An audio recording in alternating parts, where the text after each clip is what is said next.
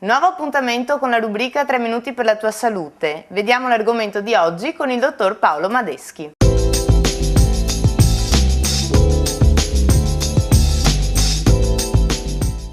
Benvenuti a una nuova puntata di 3 minuti per la tua salute, il programma di Videosound che parla della salute nel nostro territorio del Veneto orientale. Oggi abbiamo il piacere di avere qui con noi il dottor Luciano Lamarca, che è il responsabile del nucleo delle cure palliative dell'ASL numero 10 ed è qui anche perché è quello che tiene le file, diciamo in un certo senso, dell'hospice, e proprio dell'hospice oggi vogliamo parlare.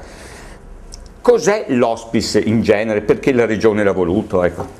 Beh, innanzitutto questa struttura, che prende il nome ovviamente da un termine anglosassone, noi ereditiamo la cultura nell'ambito delle cure palliative residenziali proprio da questo ambiente, è una struttura inserita dalla Regione Veneto prevalentemente in case di riposo, che svolge una funzione molto importante, che è quella di accogliere i pazienti nella loro fase terminale di vita, che non si riesce a gestire a domicilio per tutta una serie di motivazioni. Questi pazienti necessitano di cure sia mediche, sia di tipo assistenziale infermieristico, ma soprattutto necessitano di un ambiente molto familiare che riproduca l'ambiente familiare in cui loro non possono in quel momento occupare. Esiste una normativa specifica che è la delibera e la DGR 3318 del 2008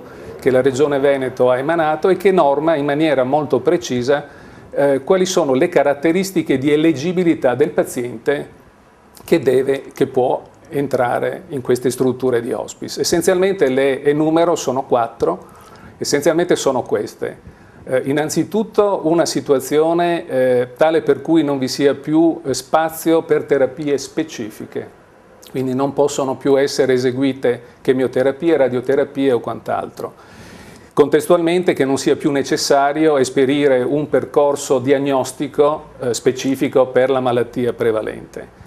Occorre che vi sia poi una condizione di disabilità di un certo livello che noi quantizziamo con l'indice di Karnowski, che deve essere uguale o inferiore a 50, che vuol dire metà della scala, e in più una previsione di fine vita non superiore ai 6 mesi. Questi sono i 4 criteri obbligatori che devono essere presenti contestualmente per poter arruolare un paziente. Esiste ovviamente un rapporto rispetto alla popolazione, e noi dobbiamo fregiarci della possibilità di avere un numero di posti disponibili, quindi un'offerta assistenziale molto elevata, che è di 17 posti, 10 dei quali sono allocati nell'hospice di Portogruaro e 7 in quello recentemente attivato di San Donà di Piave. Questa offerta è sicuramente superiore a quella prevista, ma questo è stato possibile ottenerlo grazie all'interessamento del nostro direttore generale, dottor Stocco, e del direttore